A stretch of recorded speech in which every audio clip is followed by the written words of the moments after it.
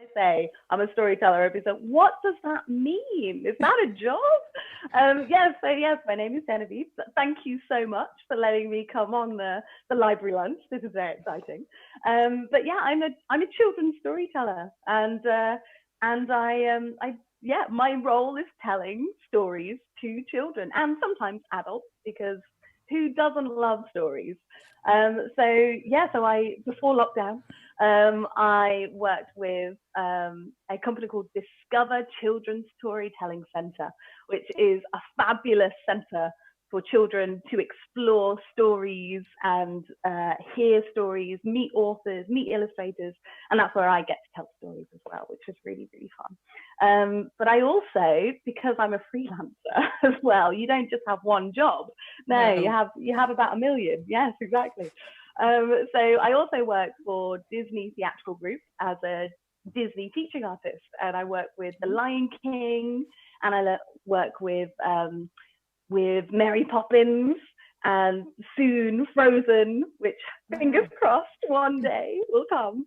I get to teach children in schools the dances, the songs, and some of the scenes from the show. So it's lots and lots of fun. But I also work with the Science Museum as well, and I get to present science experiments and demonstrations, and like launch rockets and do reactions that sort of, hopefully, fingers crossed, I won't lose my eyebrows. So it's all going to be okay. And I also made my own show called Stories of Inspirational Women, which is amazingly going to be up on the library's Facebook page, which is very, very exciting. So that web series of Stories of Inspirational Women, which Fantastic. I do as well. And we're going to talk a bit more about that in a little bit. But tell us first what actually got you interested in storytelling in the first place, because as I said, it's really not the most obvious job, is it? Like, it's not one that they tell you about in school, in your careers guidance or anything. It really isn't. I do feel like I've made it up a lot of the time. It's just somehow, just if I keep on saying I'm a storyteller, it will just keep on going. But yeah, how did I get into it? It's a really hard question. I suppose my dad always read me stories as a child, like in bed. That was the only way to get me to bed, is if there was going to be a story there. So that was always fun. And then years later, it is actually down to Discover Children's Storytelling Centre. I worked as a receptionist there, and I would peek around the corner to see what was going on inside, and there would be like this huge like beanstalk growing up the wall, and there'll be lights on the floor that light up and make sounds, and you're like, wow, what is this magical place? And then there will be a storyteller at the end, like surrounded by children and family and adults, and they would just be captivated by this story. And so was I. And I was like, I would forget that I'm meant to be at reception. I'd just be like there as part of the audience. So then I would and then that's how it began. I then changed into the storyteller role, and it was history. I then just sort of went from there as like telling stories and joining new companies about storytelling, going into schools and teaching literacy, and like how do you write a story, and it's just grown from there. Really, it's been quite nice, a nice little journey that I've been on. Ongoing, presumably. Yeah, love it. So what sort of is the main for you, what are the main aims behind it? So with all these different things that you do, what's the point for you? Well, I think the point is, for me, it's curiosity. It's encouraging that curiosity in children and adults to kind of learn and explore more, because kind of books and stories do teach us a lot about history, about struggles, about ourselves, about emotions. And, it's really hard. Like if you don't have a book, like books are a most important part of our lives to kind of flick through and go, oh, okay, this is how this character is dealing with this problem right now. Maybe I can be influenced, or maybe I can sort of follow in their direction and sort of take some influence from that. So I've always been intrigued by that, and books and stories have always helped me. And they've all also like connected me with so many interesting people. Like I'm fascinated by hearing like people's stories. Like I love to know like who you are, where have you come from, what inspires you, what do you do? I love it. So yeah, I think that is sort of the aim of what I do is storytelling is always like encourage the curiosity, like eke it out of people, like go and find, inspire them to sort of go and do it themselves, or just like find something new. So yeah. Awesome. Slightly off piste here, but you've just given me an idea that I want to ask. Do you think the current situation has kind of changed the importance of stories? Oh, absolutely. I think, especially with, oh yeah, like you want to know, like this is sort of something a lot of us have never experienced in our lives. Like the fact that we are now locked down, you felt at the beginning it felt very disconnected. And I did a lot of reading when like lockdown began, and I'd find my escape in a book, and that would be my sort of safety blanket, as it were, to kind of to be surrounded by the characters that I know and I love, and they would help me, and I know that they went through a time when they didn't know what was going to happen. Like you get to a bit of the story and you're like, anything could happen. I hope it ends well. And you keep on reading, you hope, and you turn every page and you just like ravage the book to get to the end to hope that there's something, and then you find out there's another book and you're like, but that is kind of, that's the feeling I get from lockdown, is just like we're in chapters, and the chapter now is a chapter of just exploring something new and trying to understand ourselves and our well-being and our mental health and our emotions, and trying to sort of deal with that. And like that's how I kind of feel we should look at this, as chapters of our lives that hopefully we can look back at and go, yeah, that was some chapter. Let's flick through that. So yeah. And does it help from a sort of coping with the situation and maybe mental health? Do you think, does it help to think of it as a story almost and think of it as chapters? It can help. I think everybody is so different with how they sort of react to it. I mean, for me, I felt that it helped to sort of talk to people. And being a storyteller, that's always what I'm doing. I'm always chatting. So, but it's also I'm always listening. And so what was really nice about my housemates actually with being in lockdown was we had this sort of thing about, we would meet every week, sort of at the table, and we would talk about something that we need help with. So it doesn't matter what it was, we just have to be honest and say, right now, I need help with, like my one was, I need help with getting out of the house. Like I had been cocooned, and I was like, my step count is really low. So I need help to kind of get out that front door. And so like that was great. They helped me, they would take me to the shop, and I could like stand outside the shop, and they would go in, and then we'd go back, and then we'd like go a little bit further, go to the park, and then I'd like download Pokemon Go, and that was it. I was off. Like I've got to catch them all. Like, so I think it helps to chat, and it helps to talk, because by talking about our mental health and talking about like our anxieties and our worries kind of helps, because then you hear that somebody else is feeling that way too, and you're like, oh, I'm not alone. Like somebody else feels the same, or even if they don't, they at least know how you feel. And that is for me really important, because then I don't have to explain or feel bad about how I'm reacting in a situation. They'll just know, and they'll be like, okay, let's take you out of this situation, let's get you somewhere that we can be.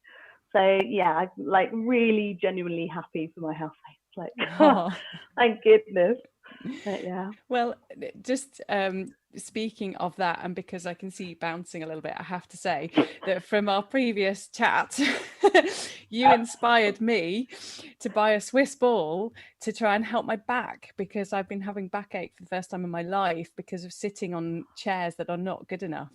And so, yeah, our previous chat, you mentioned that you were sitting on a Swiss ball, and yes, you inspired me to buy one, and my back is definitely better for it. So Fantastic. It changes everything, doesn't it? It's like we've wasted our time like on chairs. Balls of the future. That's great. Absolutely. Oh, brilliant. So in a sec, let's actually talk about stories of inspirational women. But just before we do that, and before it's too late to do this, I want to just say hello to everybody who's watching. So I know that we've got Andy and Nick. Hello to you guys, and to anybody else who's watching whose name I can't see. If you have any questions or comments for Genevieve, please do put them in the chat of whichever social media feed you're on, and we would love to answer your questions, read out your comments as we go along. Even if it's just give us a wave, say hello, because it's always nice to know that we're actually talking to real people out there. So do give us a shout. So tell us a bit about stories of inspirational women. Who's it for? Who are they? Where did the idea come from? Oh, well, okay. So Stories of Inspirational Women, I've made a web series, and it's all about the phenomenal achievements of some of the most inspiring females from history. And I kind of take a closer look. I delve into their world, and I want to know, I'm curious about sort of what they did, and how they got through, and sort of what they're famous for, or what really is inspiring about them.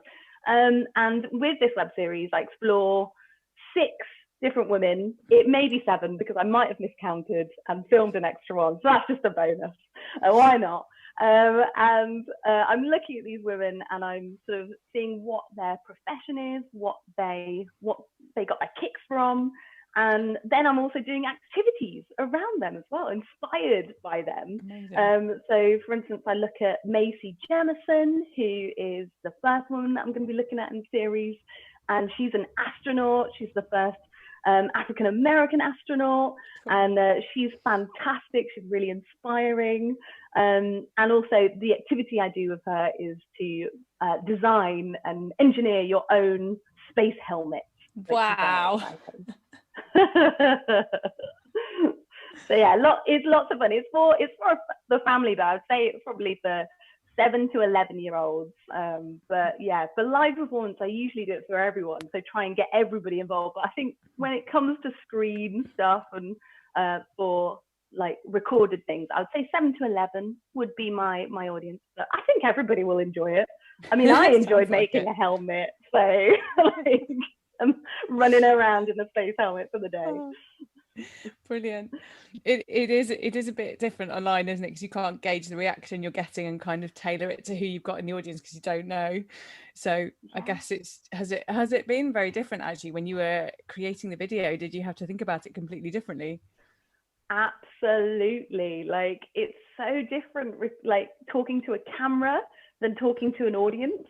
Because you've got the highs and lows. With an audience that's live, you've got chatter going on sometimes, and you might have a toddler that comes up on stage with you, and like, so you have to stop everything and just like, hey, how are you doing? What's going on? And so, you kind of react to what the energy that you're getting, really, and that's what I really miss about the live performances. But I mean, it's just different. It's just a different way. I'm now recording to a camera. I get to, if I go wrong, I can stop and I can do it again, so no one will ever know.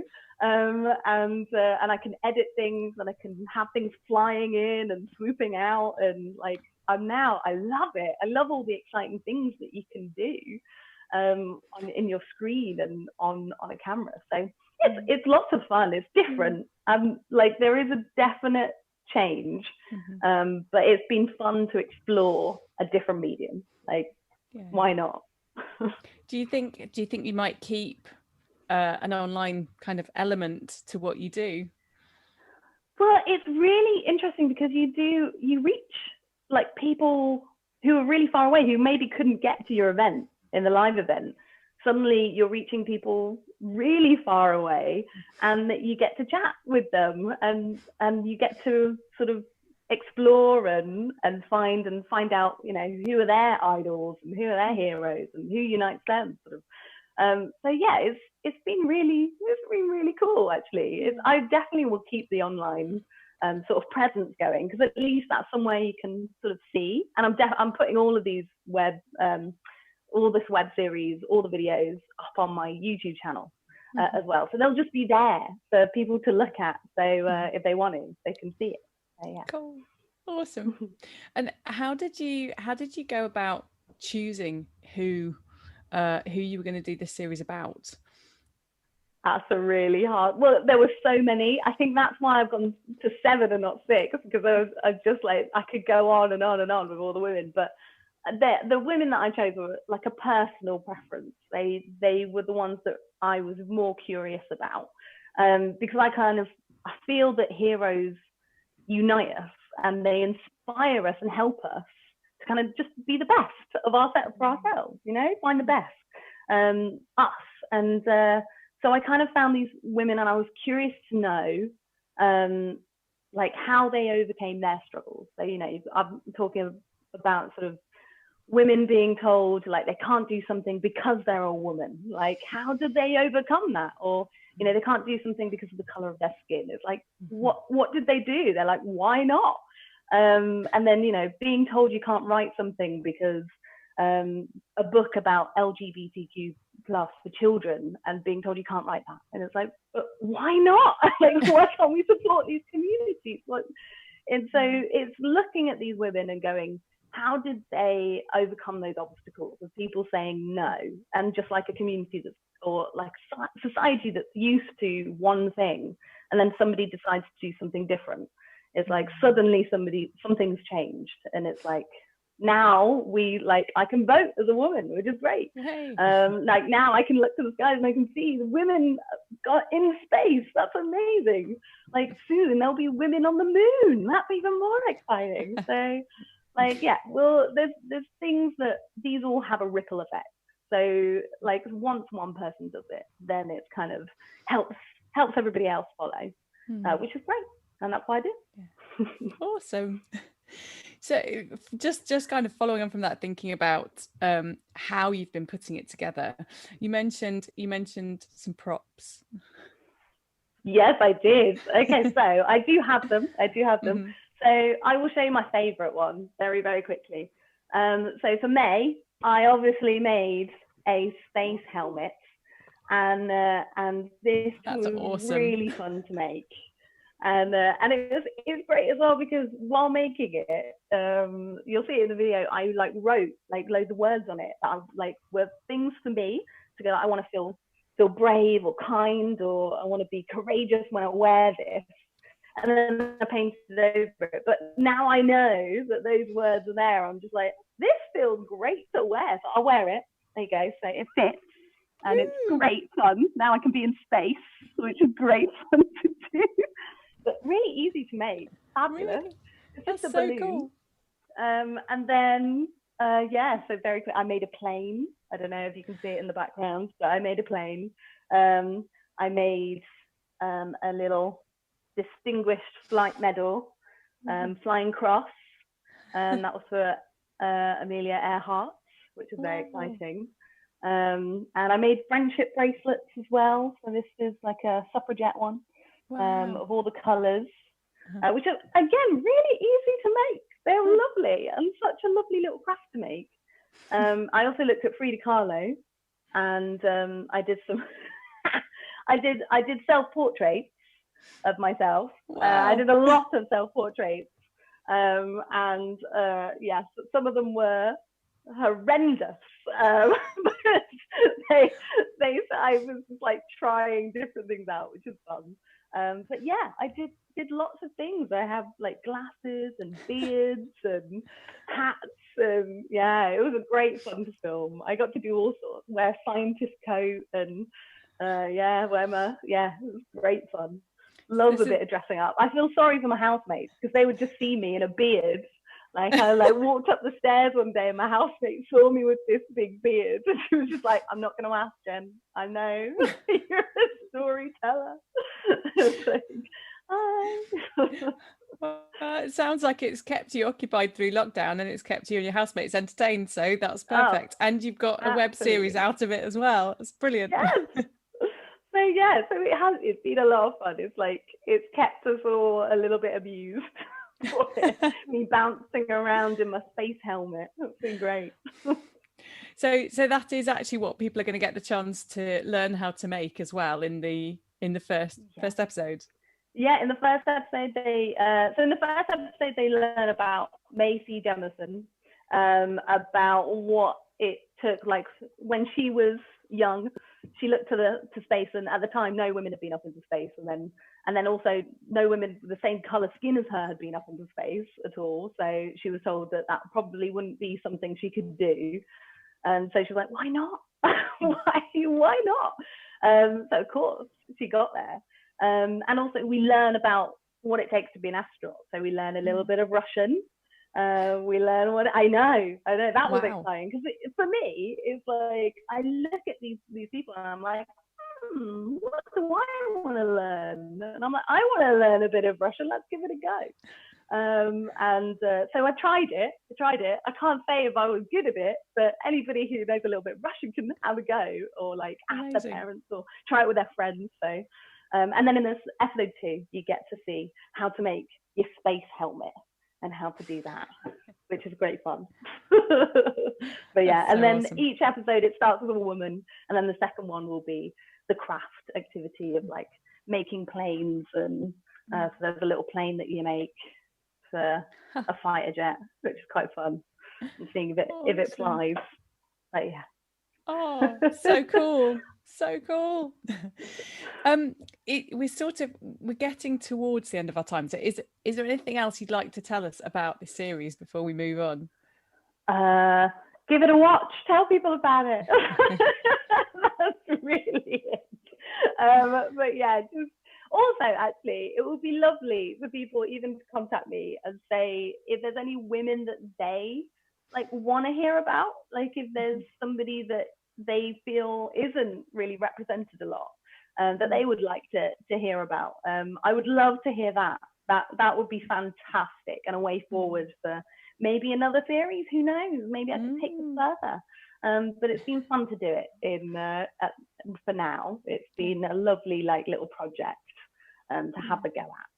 So, yeah. I suppose that there's no reason why it has to only be 7 episodes. You could keep going indefinitely, couldn't you, really? I know. Oh, imagine. Oh my goodness.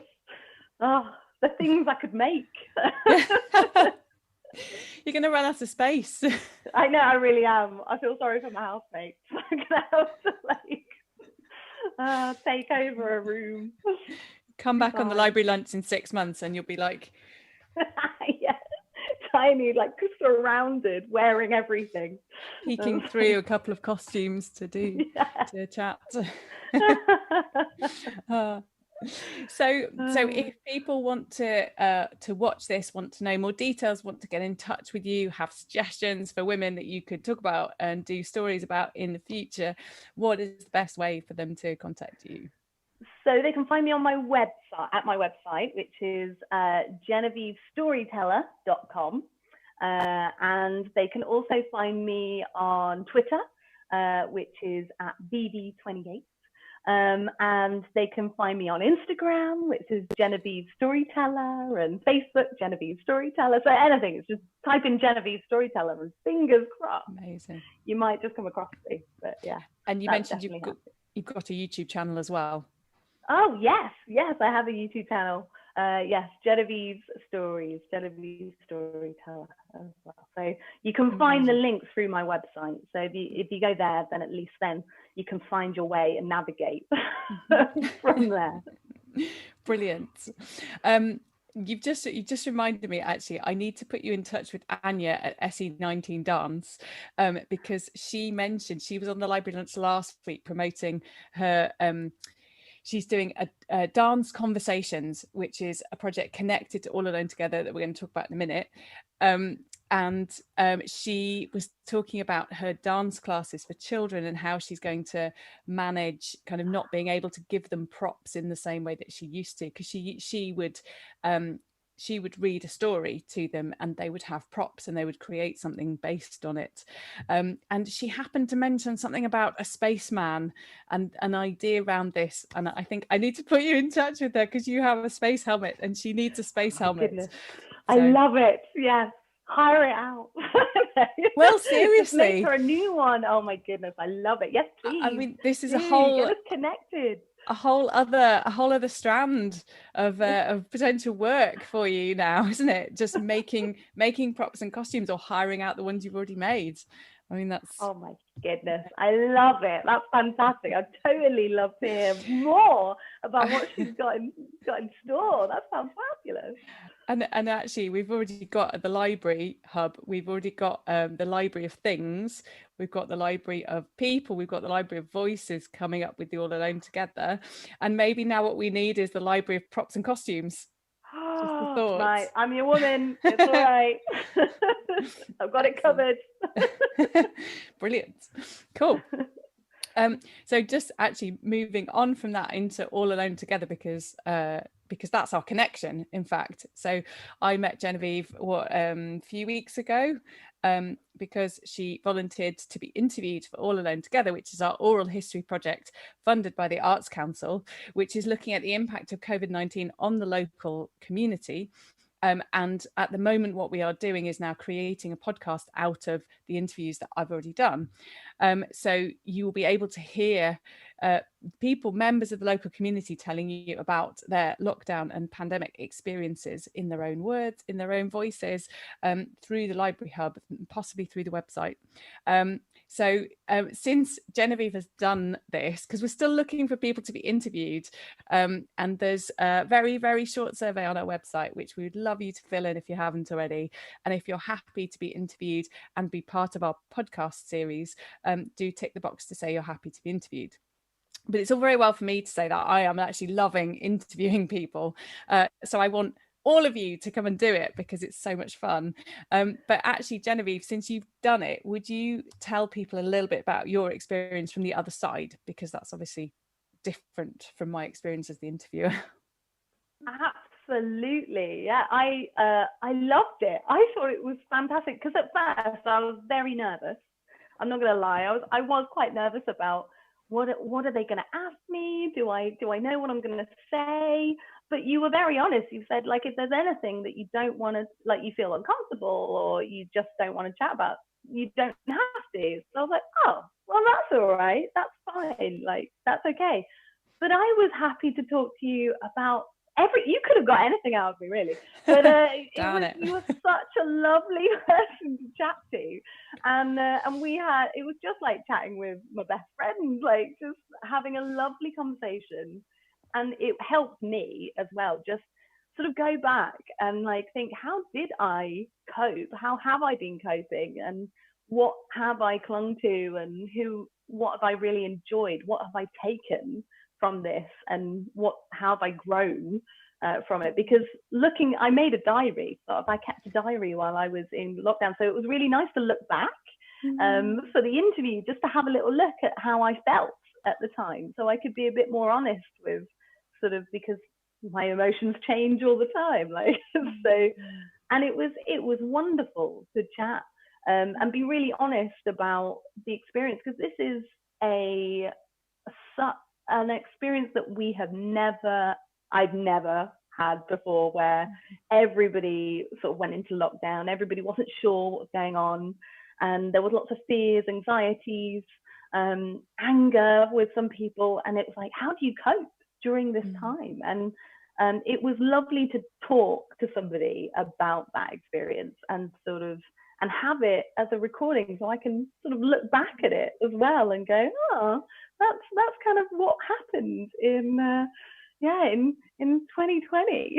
Like that was what was going on, and how we got through. And it would be fascinating. I think it's really, because I'm a very curious person, is to hear how everybody else got on. Like, what were they doing? Like, as a freelancer, or with a business, or with a company. It'd be lovely to hear everyone. So I think it's a fantastic idea for a podcast. Really is. It just captures the moment in time, which is wonderful to be able to look back on and go, wow, we did it, we survived, we got through this together, as a community, and like, that's lovely. So yeah, if anybody hasn't done it, do it. It's fab. And you get to talk. It's lovely. Yeah, you were fab. Yeah. Awesome. Oh, thank you. Well, you were a very, very easy interviewee, I have to say. It was a lot of fun chatting to you as well. And I guess what I should maybe add on to that, which you sort of kind of touched on, is that there is no obligation to say anything that you don't want to say, or to talk about anything you don't want to say. And I'm very much led by what people naturally talk about, and we kind of follow those avenues. And the podcast is edited down from an hour to maybe 15-20 minutes. So there's, if you find that you've had a moment of blank or kind of stumbled over something, don't worry, because we won't put that in. It's fine. Yeah. And it was great because I knew nobody was listening. It was just you and me. It was just like, fine. So yeah, I liked it. Awesome. Oh, thank you very much. That's brilliant. Brilliant to kind of hear it from the other side and know that you had a good experience too. It really did. Excellent. Cool. And we kept the connection, so there we go. We'll see what comes next. Yeah, absolutely. I've loved it. I really like being connected to like a local community as well. Yeah. Like I'm used to sort of traveling quite far, so it's been nice to connect with people that live close by, which is great. Absolutely. Lovely. Yeah. Well, thank you so much for coming on the library lunch as well. Because thank you. Same thing, just trying to connect the local community. And so if anybody who's listening would actually like to come and be a guest, we are always looking for guests on the library lunch as well. Just drop us an email if you've got something you want to talk about, if you want to tell us how you've been, how your business has been coping during lockdown, or if you're connected to a charity or events, or you just want to talk about stuff from the last few months, give us a shout. The email, I'm sure it will be in the chat in a sec. And then the one other thing that I need to just advertise is that we have this weekend, I think, Words Flow Festival, which is a 3-day spoken word event happening live at the library. It's going to be live streamed on the main channel from 7:30 Saturday, Sunday and Monday nights. And the links for this are in the chat, so please do check it out. We have such a big live stream program and it's constantly changing, so if you haven't already liked our page or said yes to notifications, please do, because there's loads of fun stuff on here. I think that's enough from me for today, so yeah, we will be back tomorrow with the library. I haven't had my second coffee today yet, it's showing. Back tomorrow at midday with the library lunch. And in the meantime, Genevieve, lovely to talk to you again. And thank you for having me. That's a pleasure. Take care, everybody. Enjoy the sunshine, and we'll see you soon. Bye.